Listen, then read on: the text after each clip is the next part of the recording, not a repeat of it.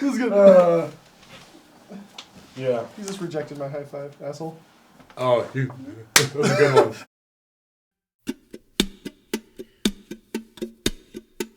Whenever I sang my songs on the stage on my own, whenever I said my words, wishing they would be heard, I saw you smiling at me. Was it real or just my fantasy? You'd always be there in the corner of this tiny little bar. Hello and welcome to Cover by Cover. I'm Bingy Bangers. And I'm rolling in my own filth. Hey, have I ever told you guys how awesome wolves are? The original 3D PC shooter, Wolfenstein 3D, one of the greatest movies of all time, dances with wolves.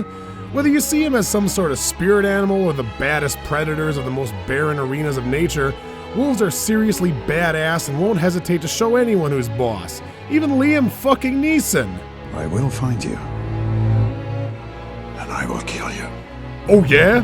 Ain't so tough now, motherfucker! I don't know, but then again, there are tons of wolves that totally suck ass. Look, whether it's those cheesy howling wolf shirts or a 40-year-old woman with way too many wolf figurines and commemorative wolf plates, it's just a kitschy, awful mess. And it's never a casual thing. Usually people that like wolves are effing obsessed with them to the point where they'd probably buy one as a pet and get killed by it if they could. To me, wolves have been ruined by American culture. Hell, here in Wisconsin, one of 5 total license plates available is a wolf. Why? Because wolves! Well, regardless of your bullshit, it's time to head back to the classics aisle for one of the titles that helped establish anime in America. Cowboy Bebop? No, it's not as popular as that. Trigun? No, we're doing that on Animerica. Oh. It's... Outlaw Star? No, you gonna shut the fuck up and let me introduce it already? Fine. Ladies and gentlemen, it's time for the animated beast known only as Wolf's Rain. Perfect. Wolf's Rain is an original anime series penned by Keiko Nobumoto, the creative master behind Cowboy Bebop and Samurai Champloo. Honestly, her writing cred speaks for itself, but Wolf's Rain was a bit more of a pet project. Huh? Huh? Huh?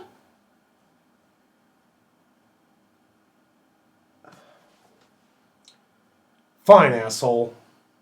As I was saying, Keiko created and wrote all of Wolf's Rain and then authored and penned its manga adaptation. She lived and breathed this thing, so I just hope it can hold up because I already want to like it really bad. However, what I want to see is if this show will match up well with our review format. Many critics have praised this show for its art, music, characters, and story on the whole. But a major criticism leveled against Wolf's Rain is that the individual episodes can be poorly paced and undeveloped. So will this grip us with its claws? Or will Nobumoto get lost in her own head and make this more of a wolf's bane? So that's how this is gonna be? Whatever, you're not ruining this one for me. So, pet owners everywhere, this is Wolf's Rain. Bitch. They say there's no such place as paradise. Even if you search to the ends of the earth, there's nothing there. It just goes on and on. But in spite of that, why am I so driven to find it? Well, I guess that's the end of that Wolf's Rain. If I encourage you, you'll just keep doing it. And if I yell at you, you'll just keep doing it despite me. Alright. I have no strong feelings one way or the other. So we kick things off with Samurai Gun already in progress. Hey, it's a wolf's train! So, A crew of bandits attack and demolish the train for food and supplies, only to be stalked by some aliens, I guess. But after that, we abruptly cut to this guy and his dog, along with some compulsory alcohol. Never know what you might run into. Like bears. Or wolves. Wolves? No, there's something I haven't heard about in a long time. He always used to tell me when the world finally comes to an end, paradise will appear on the earth. But the trouble is that only wolves would know where to find it. And some exposition, apparently. Well, I guess to find it, you've got to have a wolf's brain. Well, yeah, and if they have to take a piss, they gotta use the wolf's drain. I was also really interested in that crossover anime they did, Serial Experiment Wolf's Lane. Okay, that's it. We're done with the wolf puns. Let's do the actual friggin' review. Maybe you should stop being so wolf's lame. So the crew from earlier divvies up their goods and talk about what to do next. The provisions for the nobles are going to be passing through the checkpoint tomorrow. Huh? We're gonna hit him again? Gel, you're on standby. Anyone who isn't willing to fight should get out now. Dude, you're not even a little bit excited? Crispin Freeman's here! Stop recording. I can't keep doing this. I'm hurting too much. Are you okay? What's wrong? Dude, I'm in a lot of wolf's pain.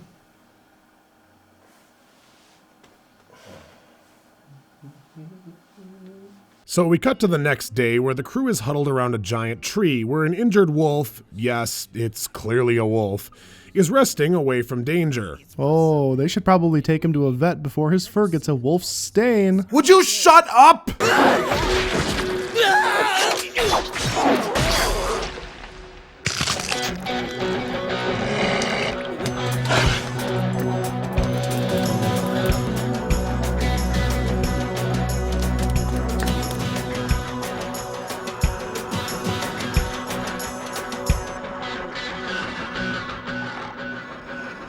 So yes, the two of these are wolves.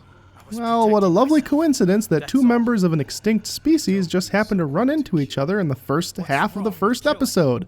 It just seems a little too coincidental. Also, if the white one is going to be limping like that, he might want to invest in a wolf's cane. Fuck you. So I wanted to take an opportunity to point out something that I genuinely love about this show already. These wolves act, at least somewhat, like real wolves. They're animalistic. They attack and kill in self-defense. They move in packs. They have survival instincts. They're not just people who are wolves because wolves. It's actually cool because depicting wolves like this is not done very often, and so this show already has a lot going for it. Unfortunately, Whitey here decides to be an idiot and is immediately shot by the grizzled gunner from the bar. But because, meanwhile, in Final Fantasy, this girl floating in a green orb is reacting to the wolves. The company, government, the place that's holding her also imprisons the injured wolf downstairs. Cue the recently divorced couple who worked there because... I figured this sort of thing might be under your jurisdiction. So it's alive? Just barely. But it's only a matter of time. That sounds like the two of us. We're not over yet. All we have to do is keep trying. I'm not so sure. Oh man, she must be under a lot of stress. It looks like she's about to pop a wolf's vein. Anyway, a brown-haired kid who also turns out to be a wolf helps the white wolf escape.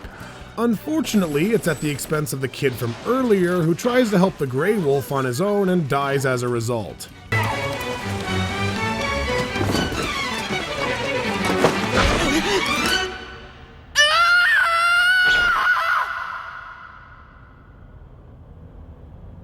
What? Okay, so how does he hold two things at once if his hand is his mouth? Does he eat with his hand? Actually, that'd be kind of a cool magic trick. I guess the spell must be broken when he touches people, but these little logical things really nag at me. Maybe it's just me. Well, regardless, the two escaped wolves decide to initiate the show's plot just as the episode draws to a close. So what's next? Where are you headed? To paradise. There isn't any moonlight in this place. Paradise, huh? That sounds like fun. My name is Kiba. Well, what do you think so far? I do have one question. Yeah? I was curious, like, how do they, when it comes to those real dynamic shots, how do they get those real swooping angles and just really dynamic viewpoints? Well, dude, it's an anime. Did they use a wolf's crane?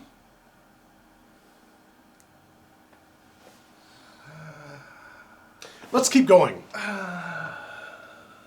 So aside from Sephiroth wanting to resurrect Aerith, or whatever the hell this is, the next episode mainly focuses on getting the wolves together.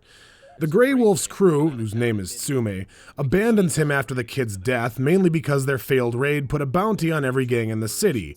He meets up with a young wolf named Toboe, who accidentally killed a little girl's friggin' pet falcon, and then got really sad about it. Wait, a young wolf? Is that 4 now?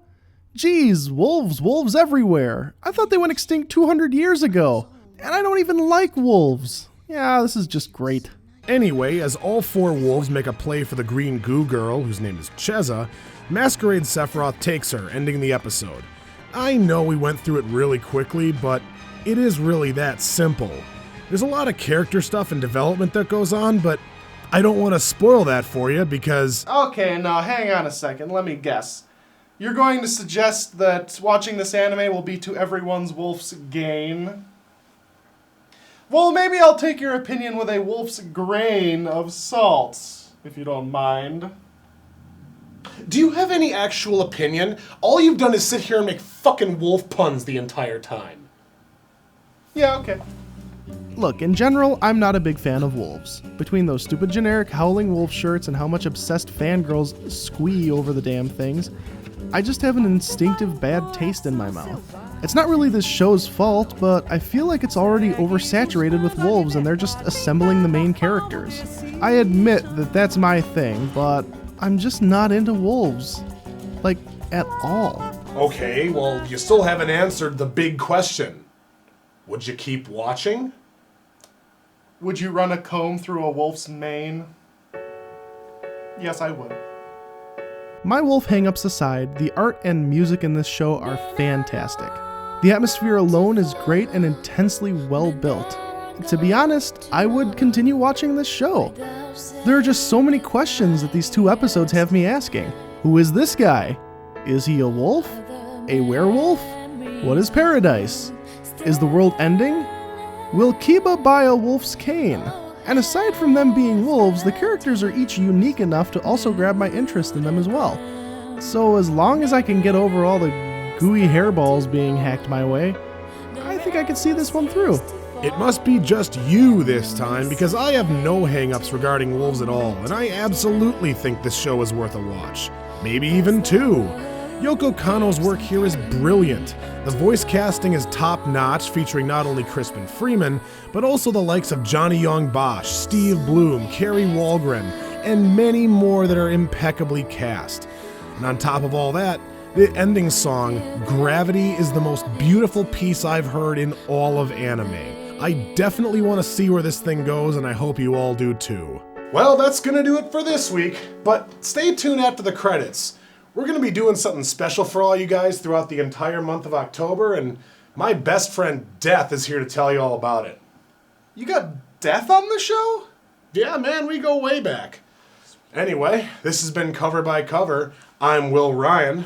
And I'm JT Camp, reminding you at home, if your friend blathers on and thinks he's being poetic, remind him to stop waxing in Wolf's Wane. What did I tell you about the damn puns?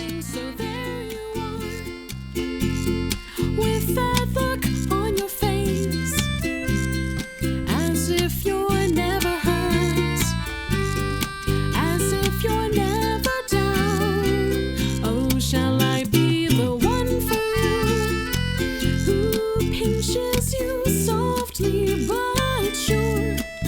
If a frown is shown, then I will know that you are no dream.